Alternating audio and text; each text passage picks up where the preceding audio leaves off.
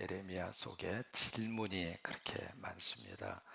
이제 오늘 12장부터 시작을 하는데 12장부터 20장까지 질문이 몇 가지가 나오느냐면 이렇게 나옵니다. 몇 가지 나와요? 6번 질문을 합니다. 마지막 20장으로 가서는 에레미야가 그렇게 질문해요. 하나님, 나 이거 못해 먹겠습니다. 차라리 하나님 나 안 태어났으면 좋았잖아요. 그냥 태어나게 하셔가지고 그냥 선지자로 부르셔가지고 사람들이 이 말씀 앞에 별로 아멘도 안 하고 나 설교 못해 먹겠습니다. 나 따로 치울게요. 그게 이제 예레미야 20장에 하나님을 향하여 던지는 어떤 질문이라기보다는 어떤 항변이죠. 그런 내용으로 20장까지 쭉 6번에 걸쳐서 예레미야가 하나님 앞에 질문을 던집니다. 사람은 말이죠, 태어나는 순간부터 가장 어렸을 때 가장 많이 하는 게 뭐냐면 질문입니다. 그래서 우리 선생님들이 참 이 사역이 너무 소중합니다. 우리 영어부 아이들, 유치부 아이들 질문 굉장히 많이 하거든요. 어른들은 눈치가 빨라가지고 질문하다가 분위기가 이상하면 질문을 걷어버리거든요. 근데 영어부 우리 유치부 아이들은 안 그래요. 아이들은 궁금하면 도저히 그냥 지나치는 법이 없습니다. 이렇게 평균적으로 보면 사람이 어렸을 때 하루에 질문을 100번을 합니다. 그래서 묻고 또 묻고 또 묻고, 아빠 저 달 어떻게 생겼어? 가봤어야 알지. 저 태양은 어떻게 돼서 이렇게 열을 발산시키는 것이야? 저 나무는 왜 저렇게 꼭 저렇게 자라야 돼? 여러분, 아이들에게 눈에 보이는 모든 것들이 다 호기심이고요, 눈에 보이는 모든 것들이 다 알고 싶은 거예요. 그래서 물을 수 있는 대상이 누구냐면 선생님이고 부모예요.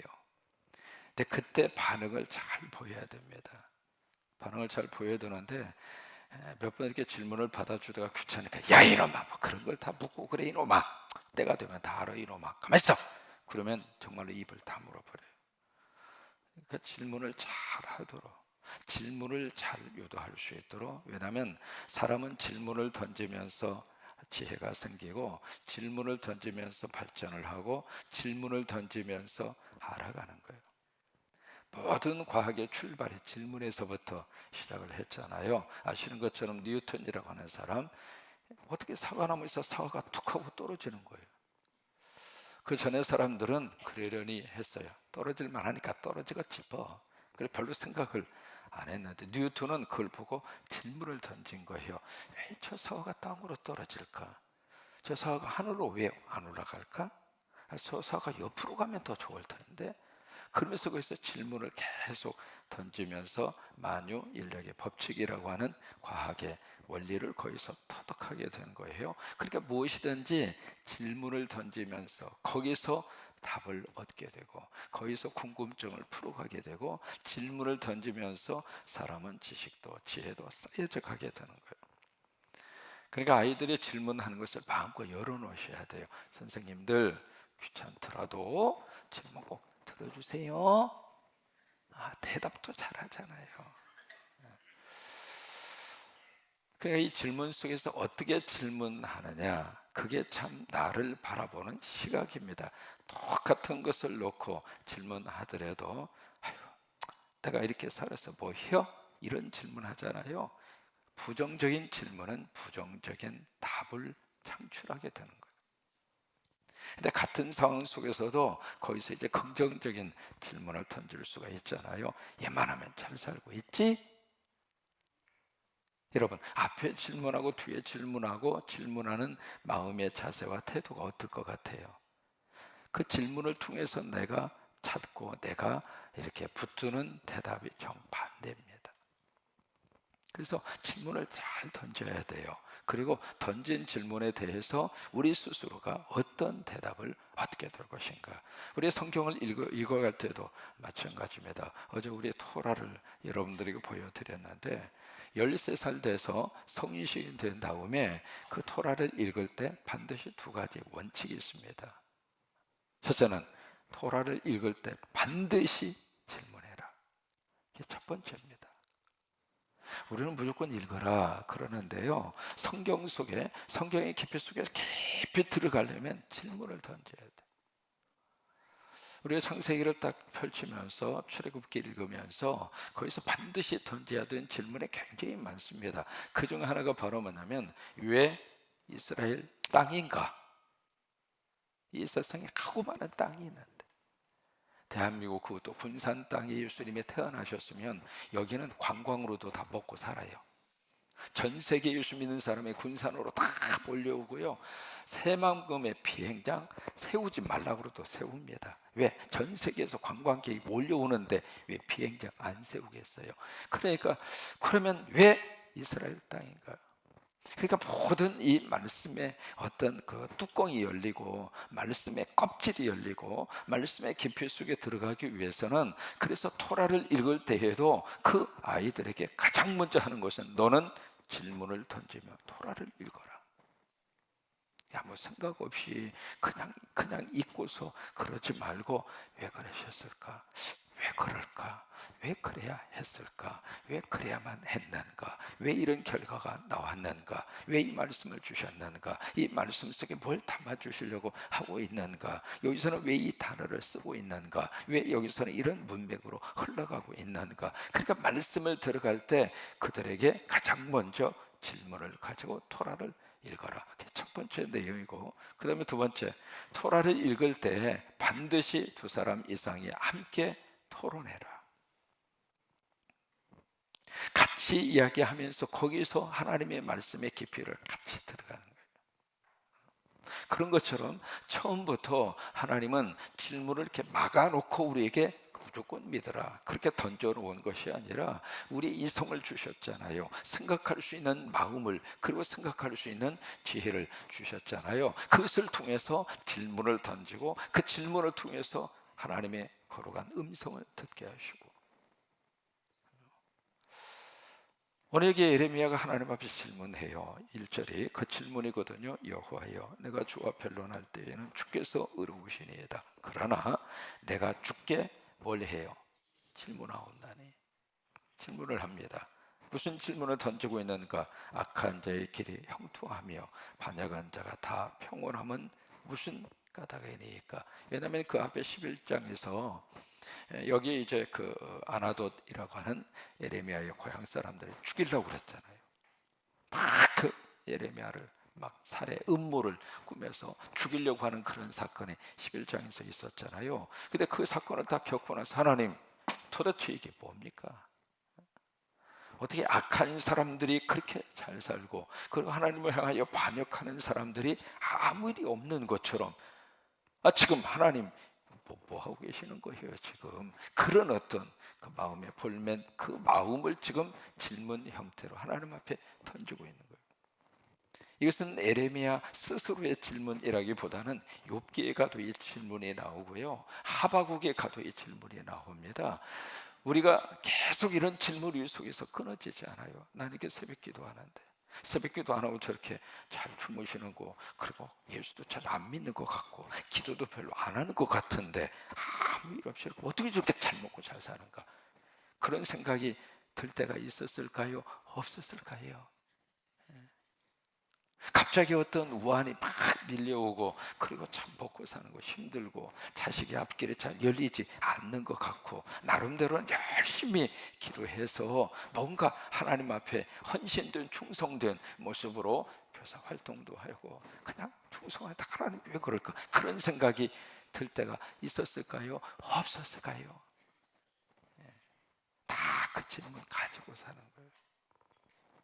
그러니까 에레미야의 질문은 에레미야 한 개인의 질문으로 끝나는 것이 아니라 오늘 우리들의 질문하고 똑같은 거예요. 그러면 그 질문 앞에 하나님이 무슨 대답을 주시는가? 오늘 이제 본문의 말씀입니다. 하나님이 그 대답을 하세요. 5절에 보시면, 만일 내가 보행자와 함께 달려도 피곤하면 어찌 능히 말과 경주하겠는가? 이 동문서답 같아요. 그러니까 에레미야는 지금 막 현실 앞에서 불신자가 잘 되고 예수 안 믿는 사람이 더 잘 먹고 잘 사는 것 같고 앞길이 확 열리는 것 같고, 나는 고난을 당하고 어려움을 당하고 뭐 그것 때문에 하소연을 하고 있는데, 5절에 하나님의 대답이, 야, 또 생각해보자. 지금 같이 걷고 있는 사람하고 이렇게 걸어가는데 그것이 지금 너무 피곤해. 같이 걷는 것도 피곤하면 만약에 말하고 달려야 된다면 어떡할 거야? 그 대답이에요. 여러분 이해가 되셨습니까? 지금 무슨 말씀을 지금 하나님이 에레미야에게 대답으로 지금 주시고 있는가? 그게 이제 해석이 좀 필요합니다. 같이 이렇게 지금 어떤 사람이 걸어가요. 보폭을 맞추면서 이제 걸어갑니다. 여러분 걸어가는 게 쉬워요? 뛰어가는 게 쉬워요? 그렇죠?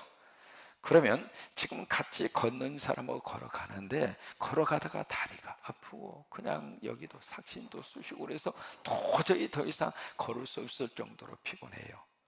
그러면 그 걷는 것도 피곤한 사람이 말이 있습니다. 이게 말이 막 뛰어갑니다. 말이 뛰어가는 게 아니라 이건 뭐 달리는 거죠. 그러면 달리는 말하고 같이 경주를 한다고 생각을 해보세요. 그러면 걷는 것도 힘든 사람이 말하고 같이 달릴 수 있습니까? 없습니까? 없다 이 말이에요. 지금 무슨 말씀이냐면 바로 에레미야에게 허락하시는 하나님의 말씀은 나는 너를 말과 경주할 수 있을 만한 하나님의 사람으로 훈련시키고 있다.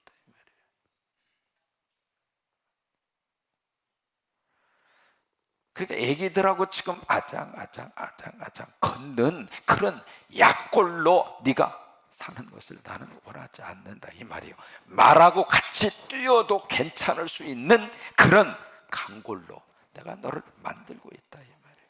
여러분 이해가 되시면 아멘. 그래서 네가 지금 힘든 거고, 그래서 네가 지금 고향 사람들에게 이렇게 어려움을 당하고 있는 것이고, 여러분 여기에 하나님의 마음이 있습니다. 하나님은 우리를 사랑하십니다. 의심치 않고 믿어지시면 아멘. 정말로 아멘. 그런데 어떻게 사랑하시는가? 온실 속의 화초처럼 그렇게 사랑 안 합니다. 왜요? 그렇게 사랑하면 밖으로 나오면 하루도 지나지 않아서 말라서 죽어버립니다. 제 방에 화초가 좀 큰 게 하나 있었어요. 겨우 내내 잘 자라라고 가끔씩 손도 이렇게 안수도 해주고, 그래가지고 요 녀석이 이렇게 새싹도 나오고, 그래서 파랗게 돼서 참 감사하다. 그래가지고 이제 좀 날씨가 좀 풀려서 이 좀 밖에다가 놓고 물 좀 주라고 해서 갔다가 물 주고 그 다음날 돌아가셨어. 왜 그러냐고 그랬더니 갑자기 햇볕을 보니까 그렇게 팔았던 그 아름다운 화초가 딱 하루 지나니까 그 모든 잎이 다 시들어버린 거예요. 지금 하나님이 우리를 다루시고 우리를 취급을 하실 때 마치 온실 속에다가 옹야옹야 아이고 너 움직이지 마, 내가 알아서 다 해줄게. 엄마 이거 먹어. 하나님 그렇게 취급 안 하신다 그 말이에요. 만약에 우리를 그렇게 다루시면은 우리가 세상에 가서 여러분 말과 경주해야 할 정도로 그 치열한 생존의 한 복판 속에 들어가서 견딜 수 있겠느냐 이 말이에요. 하나님은 우리를 어떻게 만드시기를 원하는가? 강골로 만드시기를 원하세요. 그게 하나님께서 우리를 다루시고 우리를 취급을 할 때 이렇게 하나님이 다루시기를 원하세요. 그냥 약골로 만들어서 그냥 하나님의 치마폭에 쌓여서. 그렇기 때문에 그 하나님의 마음을 우리들이 알면 때로는 힘든 일이 있을 때, 때로는 고통스러운 일이 있을 때, 여러분 아이들도 아리를 하면 이쁜 짓 한다고 그러잖아요. 그렇죠? 사람이 잘할 때 해도 아리를 하는데 영적으로 그런 고통, 영적으로 그런 아리 왜 안 하느냐고 말해요. 그것을 통해서 하나님의 사람으로 딱 이렇게 쓰는 것이고, 그리고 그것을 통해서 하나님의 사람으로 영적인 강골의 그런 하나님의 사람으로, 그래서 능히 달리는 사람이 있으면 나도 같이 달리고, 뛰는 사람이 있으면 나도 같이 뛰고, 한방 쳐 나도 그냥 그러면서 말이죠, 어떤 영적 근육이 딱 있어서 누가 와서 덤벼도 사탄 덤벼 노이로부터 한바탕에서 예수의 이름으로 물리칠 수 있을 정도로 그런 영적인 강골이 될 수 있도록 그렇게 하나님은 우리를 대하시고 그렇게 우리를 하나님께서 양육시켜 주신다 이 말이에요. 너무 그렇게 어린아이처럼 고린도전서 13장에 있는 말씀대로 너희가 이제 때가 되어 이제는 때가 돼서 장성한 분량이 거기까지 올라가야 되는데 아직도 히브리서에 있는 말씀대로 어린아이 같아서 그냥 젖이나 먹고 그러면 되겠느냐고요. 단단한 식물을 먹을 수 있을 정도로 치아도 좀 튼튼하고 위장도 좀 튼튼해서 소화도 좀 시키고 그런 것들이 있어야 그래야 사람이 강하게 딱 하고 서는 것이지. 그래서 지금 예레미야에게 하나님이 주신 말씀이 바로 그겁니다. 어제 우리 성인식 말씀드렸잖아요. 13살짜리를 성인으로 딱 대하고 그때부터 부모는 네가 알아서 해. 여러분 그 부모가 독하죠. 어떻게 부모가 돼서 그럴 수 있을까? 그래요. 그러면 그 아이가 한번 보시죠. 그냥 계속해서 부모가 죽을 때까지 내가 다 알아서 해줄게. 나는 꼼짝하지 말고 편하게 살아. 그렇게 하는 아이하고 어렸을 때부터 네가 할 것은 네가 해. 나는 여기까지야. 그렇게 하는 아이하고 나중에 이제 세월이 지난 다음에 여러분 누가 강하게 커 있을 것 같아요? 이쪽입니까? 이쪽입니까? 아는데 우리는 못하는 거예요. 왜?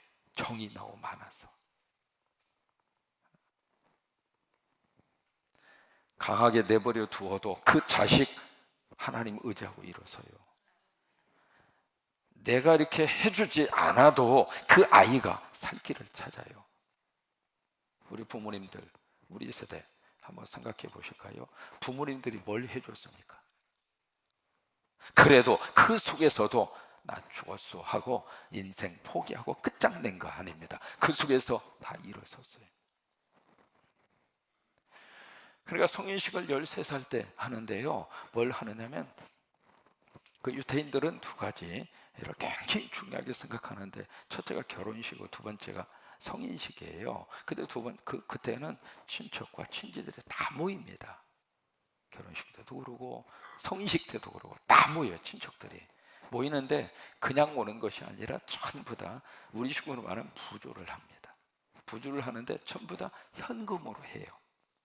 현금으로 하는데 13살 때 이 성년식이 되면 다 이렇게 와서 현금으로 이렇게 부조를 해주는데 보통 이제 주는 그 액수가 뭐 사람에 따라서 이렇게 다 다르겠죠. 다른데 그때에 모아진 그 액수가 평균적으로 가장 적게 모이는 아이가 한 10,000불 정도 받아요. 미국식으로 말하면. 그리고 많이 받는 아이는 한 6만 불 정도 이렇게 받는데 그 돈을 누구에게 주는가? 부모가 가로채지 않습니다.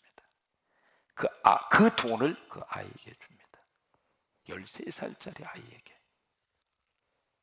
그래서 그걸 가지고 주식에 투자하든지 채권을 사든지 그러면서 그것을 철저하게 그때부터 경제적 생활에 책임의식을 심어주는 거예요.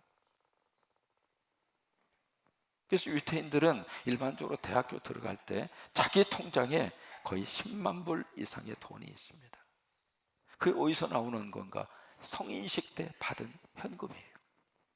그 돈을 가지고 잊어버리기도, 그 돈을 투자를 했다가 잊어버리기도 하고 다시 또 풀리기도 하고 그러면서 경제적인 개념을 거기서 터득을 하고 거기서 살아갈 방법을 스스로가 거기서 체득을 하는 거예요. 근데 우리는 13살 먹으면 그때부터 티네이저 사춘기에 들어가서 부모하고 막 갈등과 그냥 막 고민 속에서 그냥 우리가 이런 그 지혜롭게 살고 있는 그들의 모습을 우리들이 보면서 뭔가 우리들 이제 뭐 애들은 다 커버렸으니까 그러나 손주들이라도 할머니 할아버지 앞에 맡겨져 있으면 우리 교회 학교에서 마찬가지예요. 영화부도 유치부도 마찬가지입니다. 뭘 그냥 모든 걸 다 해주려고 하지 마시고 그냥 울어도 괜찮고 그 안에서 스스로가 일어설 수 있도록. 인디안들이 아이들을 수영을 가르칠 때 어떻게 하느냐면 이제 태어난 지 얼마 안 된 아이를 그냥 강물에다 집어던져 버립니다. 그렇게 해서 수영을 가르쳐요. 저는 어렸을 때 부모님이 저를 강물에다 집어던지질 않아가지고 수영을 못해요. 나는 물속에 들어가면 안 나와. 뭐하러 나와? 그냥 푹 잠궈서 그냥 거기서. 그렇게 인디안들은 아이들에게 수영을 가르칩니다. 하나님도 우리를 다루실 때에 바로 이런 차원에서 오늘 예레미야에게 말씀을 하시는 거예요. 네가 보행자와 걷는 것도 피곤하다면 말과 경주할 때 어떻게 하겠는가? 여러분, 하나님 앞에서 영적 강골이 되시기를 주의 이름으로 축원합니다. 우리 선생님들, 그리고 우리 교회 영화부나 유튜브나 유년부나 너무 부모님들이 마냥 가서 역성 들고 막 그만하세요, 그만해요, 그만하시라고 살면서 좀 이렇게 쥐어 박히기도 하고, 그리고 울기도 하고, 넘어졌다가 좀 무릎 좀 깨지고 그러고 사는 거지. 그냥 내 자식, 아니 어느 자식 안 귀합니까?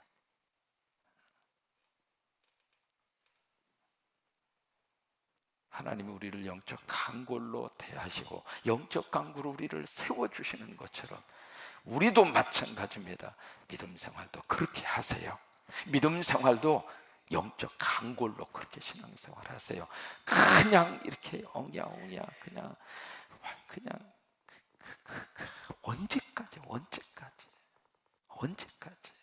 그러지 마. 오늘 예레미야에게 주신 이 말씀 다시 한번 깊이 우리가 오늘 이 시간, 그리고 마음속에 성경을 읽으시면서도 앞으로도 이런 질문 많이 던지세요. 왜 그러셨을까? 왜 이럴까? 그 질문 속에서 하나님의 답을 얻어내야 돼요. 오늘 예레미야는 그렇게 질문합니다. 내가 주께 질문합니다. 악한 자의 길이 왜 형통하며 반역한 자가 다 평안함은 무슨 까닭입니까? 그래, 내가 대답하마. 만일 네가 보행자와 함께 달려도 피곤하다면, 아장아장 걷는 사람과 같이 걷는 것조차도 제대로 걸을 수가 없다면 어찌 능히 뛰는 말과 경주할 수 있겠는가? 나는 너를 영적인 강골로 훈련시키고 싶다. 오늘 이 은혜가 넘치게 되기를 주의 이름으로 축원합니다.